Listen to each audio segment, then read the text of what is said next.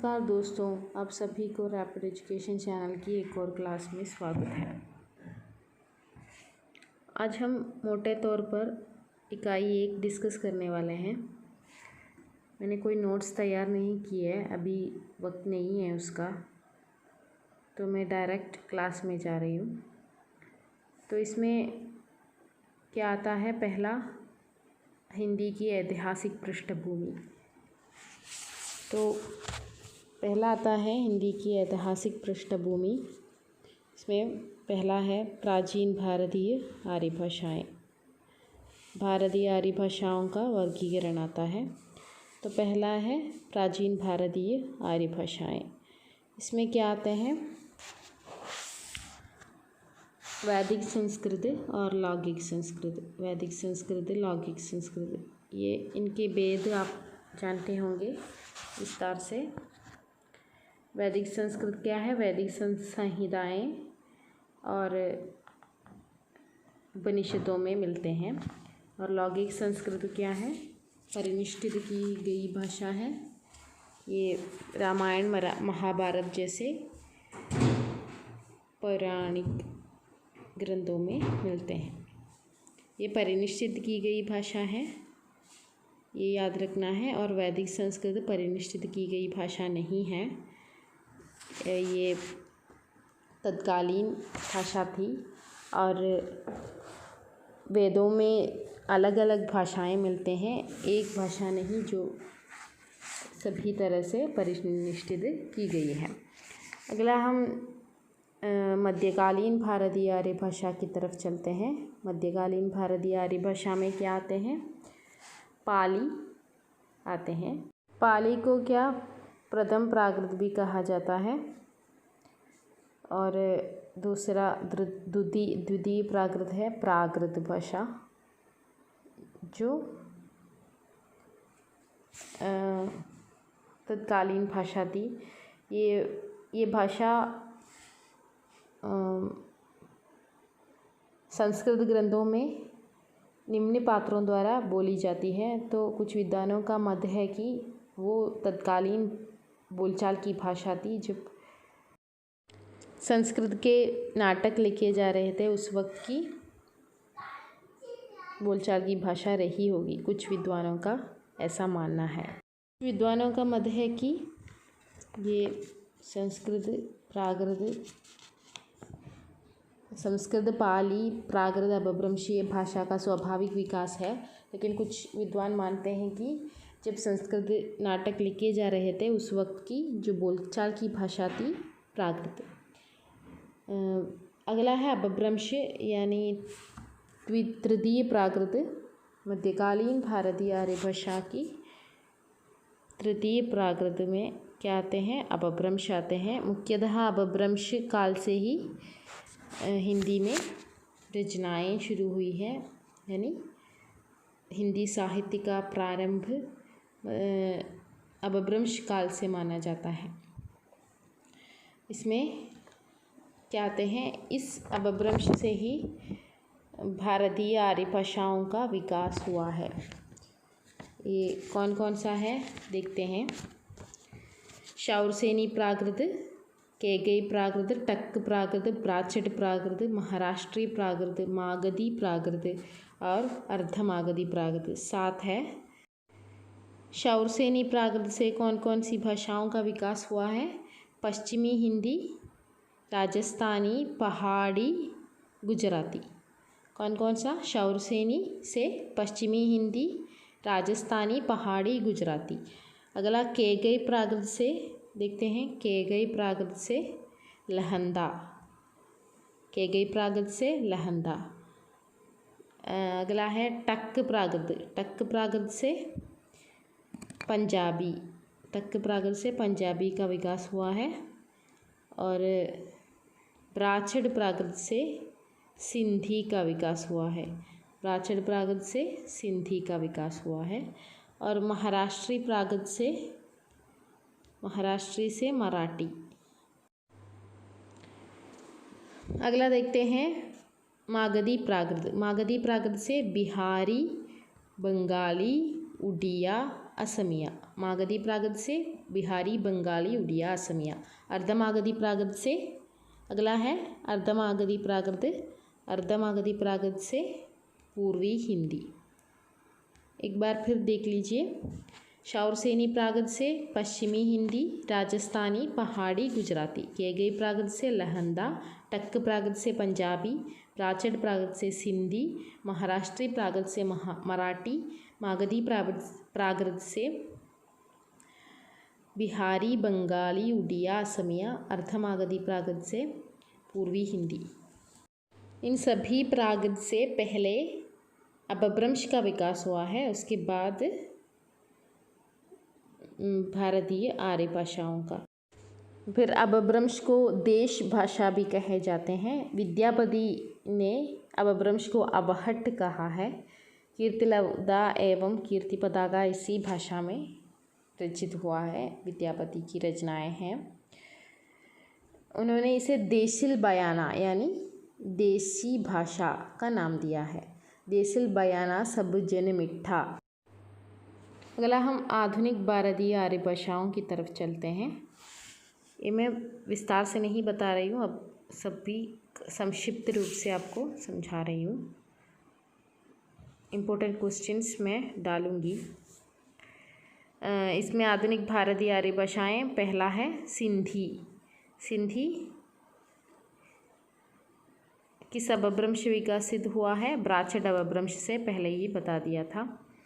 सिंधु नदी के आसपास रहने वालों का ये भाषा है, और सिंधु नदी की जो भाषा अभी मुख्यतः पाकिस्तान में है, ये भाषा बोलने वाले। इसकी बोलियां हैं बिचौली, सिराइकी, लासी, थरेली, लाडी तथा कच्ची। अगला है लहंदा। लहंदा किस अपभ्रंश से विकसित है? केगई अपभ्रंश से विकसित है। आप याद रखिए, लहंदा केगई अपभ्रंश से विकसित है। ये पश्चिमी पंजाब में बोली जाती है। ये पाकिस्तान प्रांत में ज़्यादातर है। इसमें ज़्यादा अरबी फ़ारसी के शब्द आए हैं। ये लंडा लिपि में लिखी जाती है, किंतु अब फ़ारसी लिपि में लिखते हैं। पहले लंडा लिपि में लिखे जाते थे। इसकी बोलियां हैं जटकी, मुल्तानी और जंगली। अगला है पंजाबी। ये पंजाब में बोले जाते हैं। ये पाकिस्तान के पंजाब में भी ये बोले जाते हैं। पंजाब फ़ारसी का शब्द है जिसका अर्थ है 5 नदियों का देश। 5 नदी आप जानते हैं, रावी, सतलज, चीनाब, झेलम और ब्यास। ये 5 नदियाँ क्या है, पंजाब से होकर गुज़रती हैं। इस वजह से इस प्रांत का नाम पंजाब पड़ा है। ये टक्क अपभ्रंश से विकसित है।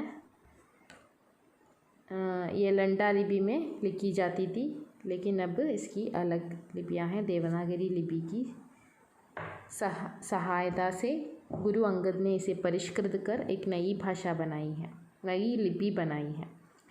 और पंजाबी की मुख्य बोलियां हैं माझी, डोगरी, दोआबी, रावी। अब डोगरी को अलग भाषा माने जाते हैं। पंजाबी में प्राचीन साहित्य बहुत कम है, किंतु आधुनिक साहित्य बहुत ज़्यादा है। अगला है हिंदी। जानते हैं हिंदी। हिंदी किस अपभ्रंश से विकसित है? शौरसेनी अपभ्रंश से विकसित है। ये हिंद की भाषा के रूप में प्रयुक्त होते हैं, यानी संस्कृत शब्द सिंधु से विकसित है। ये हिंद शब्द, हिंद का अर्थ है भारत का। भाषा के अर्थ में हिंदी का प्रयोग बहुत बाद में मुसलमानों के द्वारा किया गया है। भारत की भाषा को वे ज़बान हिंदी बोलते थे, फिर ज़बान हिंदी ज़बान हो गया और बाद में हिंदी बोलने लगे। हिंदी के अंतर्गत 5 उपभाषाएँ और 18 बोलियां हैं। ये आप अच्छे से याद रखिए। अंतर्गत 5 उपभाषाएँ और 18 बोलियां हैं। 5 उपभाषाएँ कौन सा है? पश्चिमी हिंदी, पूर्वी हिंदी, बिहारी, पहाड़ी, राजस्थानी। कौन सा है? पश्चिमी हिंदी, पश्चिमी हिंदी, पश्चिमी हिंदी, पूर्वी हिंदी, बिहारी, पहाड़ी, राजस्थानी। कौन सा है? पश्चिमी, पूर्वी, बिहारी, पहाड़ी, राजस्थानी। ये 5 उपभाषाएं हैं और इसके अंतर्गत 18 बोलियां हैं। हिंदी के अंतर्गत 5 उपभाषाएं हैं और 18 बोलियां हैं। और पश्चिमी हिंदी की जो बोलियां हैं वो है व्रजभाषा, खड़ी बोली, कनौजी, बांगरू और बुंदेली। कौन सा है? व्रजभाषा, खड़ी बोली, कनौजी, बांगरू, बुंदेली। पश्चिमी हिंदी की बोलियां कौन सा है? कौन सी है? व्रजभाषा, खड़ी बोली, कनौजी, बांगरू, बुंदेली। अगले देखते हैं पूर्वी हिंदी। पूर्वी हिंदी की बोलियां हैं अवधी, बघेली, छत्तीसगढ़ी। पूर्वी हिंदी की बोलियां हैं अवधी, बघेली, छत्तीसगढ़ी। पश्चिमी हिंदी की 5 बोलियां हैं। पूर्वी हिंदी की 3 बोलियां हैं अवधी, बघेली, छत्तीसगढ़ी। अगला है राजस्थानी। राजस्थानी की 4 बोलियां हैं मेवाती, मालवी, मारवाड़ी, जयपुरी। कौन सा है? राजस्थानी की मेवाती, मालवी, मारवाड़ी, जयपुरी। राजस्थानी की 4 बोलियां हैं मेवाती, मालवी, मारवाड़ी, जयपुरी। अगला देखिए बिहारी की बोलियां हैं मैथिली, मगही, भोजपुरी। मैथिली, मगही, भोजपुरी। बिहारी की बोलियां हैं मैथिली, मगही, भोजपुरी। अगला है पहाड़ी। पहाड़ी की बोलियां हैं गढ़वाली, कुमायूनी, नेपाली। गढ़वाली, कुमायूनी, नेपाली। ये पहाड़ी की बोलियां हैं। तो आप विस्तार से एक बार फिर देख लीजिए। पश्चिमी हिंदी की 5 बोलियां हैं व्रज, खड़ी बोली, कनौजी, बांगरू, बुंदेली। पूर्वी हिंदी की अवधी, बघेली, छत्तीसगढ़ी। राजस्थानी की मेवाती, मालवी, मारवाड़ी, जयपुरी। बिहारी की मैथिली, मगही, भोजपुरी। और पहाड़ी भाषा की गढ़वाली, कुमायूनी, नेपाली। अगली भाषा है गुजराती। ये हमने जो पढ़ा है वो हिंदी की 8 बोलियां और उपभाषाएं हैं और हिंदी के बाद जो भाषा आते हैं वो गुजराती है। ये गुजरात प्रांत में बोली जाती है और ये लाठी प्राकृत या नागर अपभ्रंश से विकसित माना जाता है। लाठी प्राकृत या नागर अपभ्रंश से विकसित माने जाते हैं। इसकी बोलियां हैं खटियावाड़ी, पट्टनी, सुखी। अगला देखते हैं मराठी। मराठी भाषा की ये जानते हैं महाराष्ट्रीय प्राकृत से या महाराष्ट्रीय अपभ्रंश से विकसित है। इसे लिखने के लिए देवनागरी लिपि का इस्तेमाल होता है। अगला देखते हैं बंगला। बंगला ये पश्चिम बंगाल में बोली जाती है। इससे बंगाली भी कहा जाता है, बंगाली नाम भी है। ये अर्धमागधी प्राकृत से विकसित है। इसकी प्रमुख रचनाकार है रविंद्रनाथ ठाकुर, शरत चंद्र चट्टोपाध्याय, बंकिम चंद्र चटर्जी, विमल मित्र आदि। पहले हिंदी का जो विकास है यानी जो भारत की राजधानी कोलकाता में था, इसलिए बंगला भाषा का हिंदी से बहुत ज़्यादा कनेक्शन है। अगला देखते हैं असमी। असमी इसे असमिया नाम भी है, असमिया भी कहा जाता है। ये असम और उसके पार्श्ववर्ती प्रांतों में बोली जाती है। इसमें अपनी अलग लिपि है, असमी लिपि। प्रमुख बोली है विष्णुपुरिया। विष्णु नहीं, विष्णुपुरिया इसकी प्रमुख बोली है। ये अर्ध मागधी अपभ्रंश से विकसित है। मागधी अपभ्रंश से के उत्तर पूर्वी रूप से ये विकसित हुआ है। अगला है उड़िया। ये उड़िया प्रांत में उड़ीसा प्रांत में बोली जाती है। मागधी अपभ्रंश से विकसित है। दक्षिण पूर्वी मागधी अपभ्रंश से ये विकसित हुआ है। ये बंगला से मिलती जुलती भाषा है, लेकिन अलग लिपि है उड़िया की। इसकी बोलियां हैं जंगामी, संभलपुरी, भत्री आदि।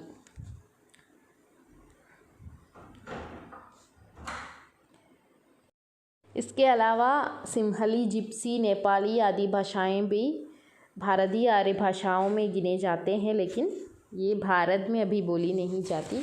जॉर्ज ग्रियर्सन ने भीली, खानदेनी को भी अलग भाषाएं मानकर उन्हें आधुनिक भारतीय आर्य भाषाओं में स्थान दिया, किंतु डॉक्टर भोलानाथ तिवारी ने के अनुसार अब वो अलग भाषाएं नहीं मानी जाती, यानी भीली, खानदेनी ये दोनों भाषाएं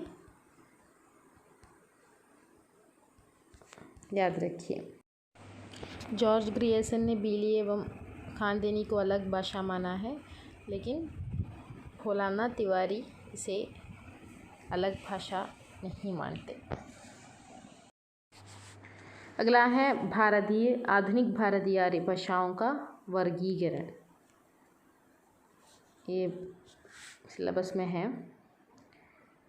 उक्त भाषाओं में कि सिंधी, पंजाबी, लहंदा, पश्चिमी हिंदी, पूर्वी हिंदी, राजस्थानी, बिहारी, पहाड़ी, गुजराती, मराठी, उड़िया, बंगाली, असमिया ये 13 भाषाएं हैं वर्गीकरण में आने वाले। आधुनिक भारतीय आर्य भाषाओं का वर्गीकरण करने वाला पहला व्यक्ति हर्नले है और इनके सिद्धांत को पच्चर सिद्धांत के रूप में माने जाते हैं। दूसरा ग्रियर्सन ने किया है। ग्रियर्सन ने 2 बार वर्गीकरण किया है और doctor Suniti Kumar Chatterjee, doctor Dhirendra Verma, Sitaram Chaturvedi, doctor Bholanath Tiwari आदि ने भी वर्गीकरण किया है, लेकिन किसी का भी वर्गीकरण मुख्य रूप से माने नहीं जाते।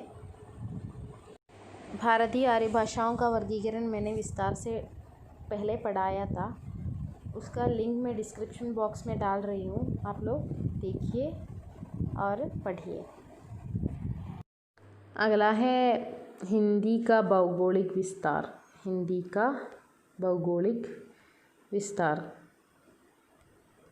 ये कि कौन कौन सी भाषाएं, कौन कौन सी बोलियां कहाँ बोली जाती हैं, इस बारे में ज़िक्र है। पश्चिमी हिंदी की बोलियां हैं ब्रजभाषा, खड़ी बोली, कनौजी, बुंदेली, हरियाणवी। ये सब बोलियां कहाँ बोली जाती हैं, इस बात का ज़िक्र हुआ है। इसका भी मैं लिंक डिस्क्रिप्शन में डाल रही हूँ, आप विस्तार से वो देख लीजिए। अगला हम देखते हैं हिंदी की स्वनिम व्यवस्था। स्वनिम व्यवस्था हिंदी की, इसमें क्या है, खंडीय स्वनिम आते हैं, खंडीयतर स्वनिम आते हैं। खंडी स्वनिम वो है जिसका खंडन हम नहीं कर सकते, खंडन कर सकते हैं, और खंडीयतर स्वनिम वो है जिसका हम खंडन नहीं कर सकते, खंडीयतर स्वनिम। तो खंडी स्वनिम कौन सा है, व्यंजन और स्वर और व्यंजन खंडी स्वनिम में आते हैं, और खंडीयतर स्वनिम में क्या आते हैं, अनुतान, बलाघात, दीर्घता, अनुनासिकता, संहिता आदि, ये सब खंडीयतर स्वनिम में आते हैं। अगला है हिंदी की शब्द रचना। शब्द रचना, हिंदी की शब्द रचना कौन सा है, विकारी एवं अविकारी शब्द आते हैं, विकारी एवं अविकारी। विकारी शब्द कौन से क्या है, संज्ञा, सर्वनाम, विशेषण एवं क्रिया, ये सब क्या है? विकारी शब्द है। इसमें लिंग वचन कारक के अनुसार परिवर्तन होता है शब्दों में। लेकिन अविकारी शब्द या अव्यय कौन से हैं? क्रिया विशेषण, संबंध बोधक, समुच्चय बोधक एवं विस्मयादि बोधक, ये सब क्या है? अविकारी शब्द है। इसमें लिंग वचन कारक के अनुसार कोई परिवर्तन नहीं होता।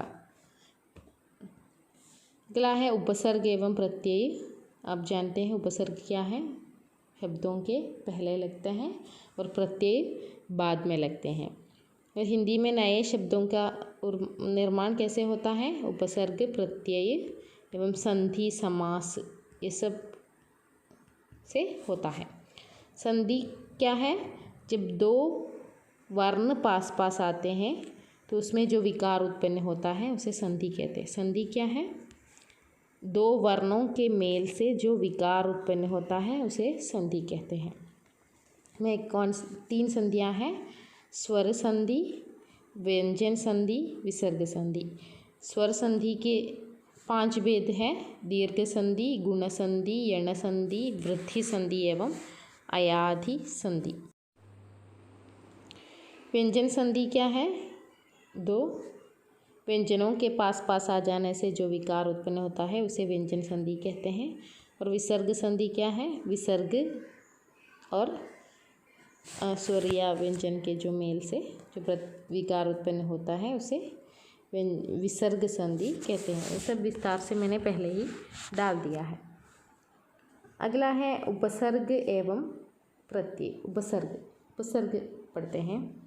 उपसर्ग क्या है? शब्दों के पहले जुड़ते हैं, यानी पहले जो शब्दों के पहले जो शब्दांश जुड़ते हैं उसे उपसर्ग कहते हैं। हिंदी में संस्कृत के तद्भव विदेशी उपसर्ग सभी प्रयुक्त होते हैं। यहाँ उदाहरण देखिए। प्र प्लस कार्य, प्रकार्य। सु प्लस पुत्र, सुपुत्र। या ऐसे उदाहरण इसमें आते हैं। अगला है प्रत्यय। प्रत्यय क्या है? शब्दों के बाद में जुड़ता है। कैसे? सुंदर प्लस ता क्या है? सुंदरता। सुंदर प्लस ता, सुंदरता। ये ता क्या है? ये प्रत्यय है। और जब शब्दांश शब्दों के पहले आकर उसका अर्थ बदल देते हैं उसे उपसर्ग कहते हैं। और बाद में आने वाले जो शब्दांश है उसे प्रत्यय कहते हैं। ये आप सब जानते होंगे। अगला है समास। समास क्या है? जो शब्दों के मेल से जो विकार होता है उसे समास कहते हैं। यानी संधि क्या है? जो वर्णों के मेल से जो विकार उत्पन्न होता है वो संधि है। और समास क्या है? जो शब्दों के मेल से, दो शब्दों के मेल से जो विकार उत्पन्न होता है उसे समास कहते हैं। दो भेद आप याद रखिए। संधि वर्णों के मेल से होता है और समास शब्दों के मेल से होता है। समास के भेद हैं। अव्ययी भाव समास, अव्ययी भाव समास है। तत्पुरुष समास है। कर्मधारय समास है। बहुव्रीहि समास है। द्विगु समास है। अव्ययी भाव में क्या होता है? अव्ययी भाव में पहला जो शब्द है वो इम्पोर्टेंट होता है। यथाशक्ति, इसका उदाहरण है यथाशक्ति, शक्ति के अनुसार। यथाशक्ति, शक्ति के अनुसार इसका मतलब है। तत्पुरुष समास में क्या होता है? जेब कट, जेब कट उदाहरण है।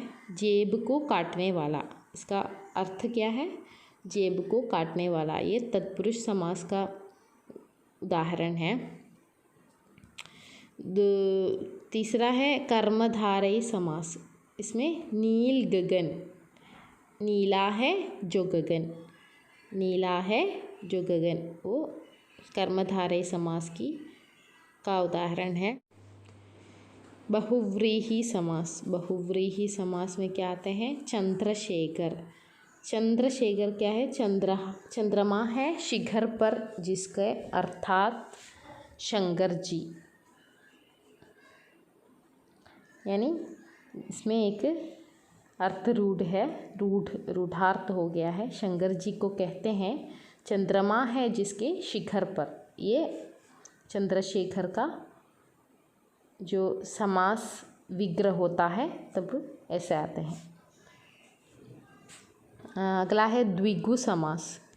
ये त्रिफला, त्रिफला, 3 फलों का मिश्रण, ये त्रिफला कहते हैं, 3 फलों का मिश्रण। यानी यहाँ पे द्विगु समास में क्या है? ये नंबर्स आते हैं, ये संख्यावाचक होते हैं। और द्वंद्व समास, अगला है द्वंद्व समास। माता पिता, ये माता और पिता, ये दोनों पक्ष क्या है? इम्पोर्टेंट है यहाँ पे। दोनों, जो माता भी इम्पोर्टेंट है, पिता भी इम्पोर्टेंट है, एक शब्द, एक पद इम्पोर्टेंट नहीं है। देखिए अव्ययी भाव समास में पहला पद इम्पोर्टेंट होता है, और जो दूसरा है तत्पुरुष समास में दूसरा पद इम्पोर्टेंट होता है। कर्मधारय समास में क्या है? पहला पद विशेषण या उपमेय होता है। और बहुव्रीहि समास में अन्य पद प्रदान होता है। द्विगु समास में पहले ही बोल दिया, संख्यावाची होते हैं पहला पद। और द्वंद्व समास में क्या है? दोनों पद प्रदान होते हैं। आज हम हिंदी के जो इकाई 1 है NTA नेट का, वो आधा हिस्सा कवर कर दिया है। अगला हिस्सा मैं कल डालूँगी, लेकिन इसका जो क्वेश्चन आंसर सेक्शन है वो मैं आज 3 बजे हमारे व्हाट्सएप ग्रुप में डाल रही हूँ। अगर आप ज्वाइन करना चाहते हैं, एग्ज़ाम लिखना चाहते हैं, तो नीचे जो लिंक है डिस्क्रिप्शन में मैंने उसका लिंक डाल दिया है उस व्हाट्सएप ग्रुप का, उसमें आप ज्वाइन कर लीजिए, तो आपको भी क्वेश्चन आंसर, वो टेस्ट सीरीज़ है उसका पार्ट मिल जाएगा। तो अगले क्लास में एक और वीडियो के साथ फिर से मिलती हूँ। धन्यवाद।